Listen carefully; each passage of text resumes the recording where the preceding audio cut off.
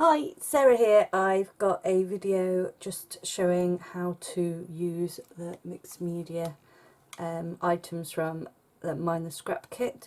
There was the gold glitter ink spray, which I didn't actually do a little swatch off, so I'll do that. But then the main thing is that it came with these iridescent flakes, so I wanted to have an experiment with them to see how to use those as well. I did go to the site, but I couldn't find this specific product as far as any how-to videos, so I'm just going to have a play around and see what happens. So I hope you enjoy this video, and I'm going to fast forward and voice over because I don't know how long it will take me to let things dry, etc, etc. So I figured that would work out best, and I'll just see you in the video. Okay, so I've got a black and a white cardstock here. You could also use any sort of colour that you think that you would use a lot yourself if you were ever sort of testing things yourself. And I'm first off going to try out the gold spray. I found that it came out of the bottle quite quickly. The splashes are really nice and everything, but if you didn't want any larger drops of gold on your layout, you'd need to hold maybe a scrap bit of paper, let it drip onto there, and then put it on your layout, just to get rid of that first drip so you don't risk getting massive blobs of gold. I thought it was really nice. It had a little bit of the ring like the oily ring that you get with colour shine, but I found that once it had dried, that actually almost had completely disappeared, whereas with Heidi Swap colour shine sometimes it's just there permanently. So I thought it was really good. I was impressed with it. So next up, I have the iridescent flakes. I first off added some through a stencil. I put it through using some matte medium. This is quite a thick kind of product. You could use Mod Podge with a sponge or PVA glue.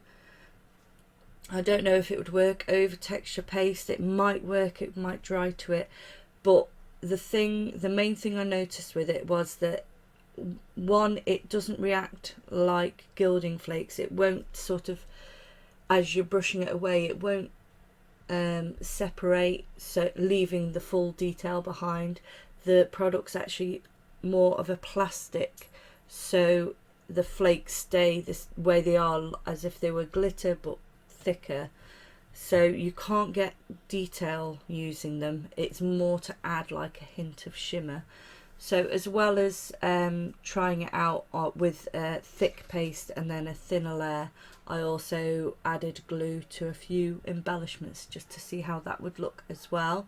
So I've sponged on some of the matte medium to these, but I would suggest using a thicker glue, which I do end up doing. Apologies if you can hear rustling, I've got my cat under my feet.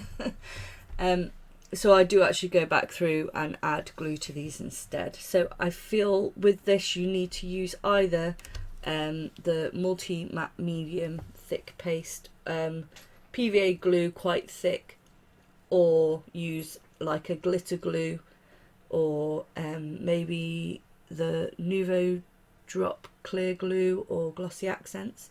Now I've taken some pattern paper and I'm adding some to the details of it. There's tiny hearts in there. I also write hello with the because it's like a fine tip one, I wrote hello with it as well, just to see how that would turn out. At this point I didn't realise how thick the chunks would be, so no details really come up from this. But if you had like a big rainbow and you wanted to highlight, say, one part of it, you could glue that one part and add these, and it would look really good because it's a chunkier piece. But it doesn't work well with details, but it looks really nice over a larger area. So now I'm adding the flakes. I'm just picking them out of here and adding them on. They're a lot more easy to control than gilding flakes because they're not as fine. They don't just stick to you and float away. So they do work more like a glitter, and they're better than a glitter because they're not as fine, so you don't end up with it everywhere. So I'm just piling them on really. I then leave them to dry longer than I meant to because, you know, life, baby. So when I come back, it's all completely dry. I found that they did not stick well where I'd sponged it on through the stencil. It dried way too quick. It worked better with the thicker stuff, but it would depend if you, because I've done quite a few bits, it's obviously more because of that, so it probably would work with a finer amount of glue. I go back in with some of the embellishments and add some of this fine tip. This is actually a masking fluid, which is good for foiling. It was not so good with this because you could see the colour of the masking fluid through it, so I wouldn't suggest using masking fluid. I'd suggest using Nouveau Drop or Glossy Accents, or one of those like Cosmic Shimmer glitter glue, something like that, something with a fine tip that can give you quite a lot of control over how the glue goes on. But I did find that dipping the elements into the pot worked really well because it just picked up loads, and then I just took it out, and once it had dried I just brushed off any excess back into the pot. So that is all the elements done, I think, and then now I just leave it to dry. To get rid of the excess, I used a thin brush, not a thin, a soft brush. It was for Perfect Pearls, but I think any soft brush would work. You probably need it to be dedicated to brushing off glitters and things, so apologies if you can hear the baby, in order for it not to contaminate paint and vice versa. But this is like a dedicated like soft brush that I use, and then I just grab my pot and just put it in the middle and just try and brush everything off to get it all back into the pot. And as you can see, even though there was a detailed stencil, all you get is just the shimmer from it. There's no real detail. In order to get detail, it need to be a very thick stencil, possibly one that's got very, very large stars would work, or like I say, picking out one of the arches from a rainbow and choosing that to have glitter over it, or maybe a sun in the corner of a page, that would work. But smaller elements do not pick up the detail, but it does give a wonderful shimmer, and as you can see on the white you get that lovely pink hue, and then on the black you get a nice green hue, and other colours you'd get different, it'd pick up different colours from the iridescent kind of rainbowy look. As you can see, not so great on the wooden shapes. I think it would have been if I'd have coloured the wooden shapes and then put a few flakes on top of that. Just on wood it didn't really set off the colours that well, but they do stick quite well using thicker glue. Then with this is the hello that I wrote, and you can barely make it out because again it's too fine to show up the details, but again it looks really nice. It adds a really nice shimmer to the paper. Here's another one of the wooden stars. I also found that you needed to brush off the excess, but also any chunks that were really big, I just picked them off if I felt like they were a bit too chunky for the element that I'd decorated with them. With the little stars, the problem with these was simply that there wasn't enough glue on them. I think they would have turned out quite nice if I'd have added a little more glue, but again, because they're wooden, it didn't really set it off as well as if it had been something colourful.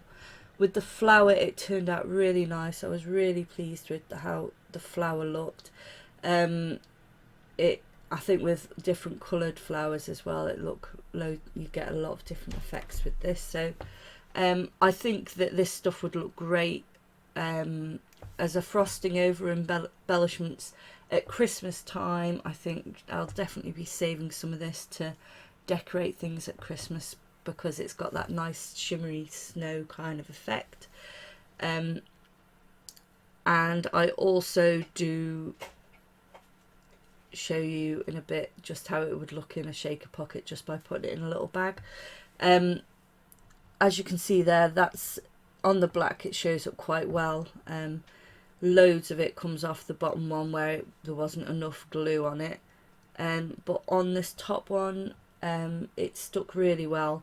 But again, because there's no detail, it doesn't show the detail, it just gives you a nice coverage off the shimmer. And there's the gold dry as well. So the other thing, as I mentioned, is doing shaker pockets. They would work wonderfully with this, especially if you used this and then added maybe some colourful sequins or some little wooden shapes or some acrylic pieces to do a really interesting mix. It definitely looks great in a shaker pocket. It doesn't stick to the sides, it shakes really nicely. It's not too static to use, and I found that it was really handy to use this brush to actually get it from one place to another, because I just shook it off into the bag and then it was less messy.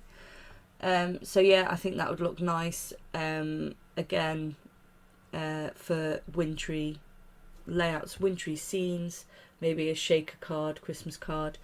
And I think that's about it. So I hope some of the things I've talked about are useful to you. Do comment below if you've got any questions about what I've used today. I know there might be products that you might not have heard of, and I'll be happy to answer any of your questions. So thanks for joining me today. Like and subscribe if you haven't already and you'd like to see more from me. Bye!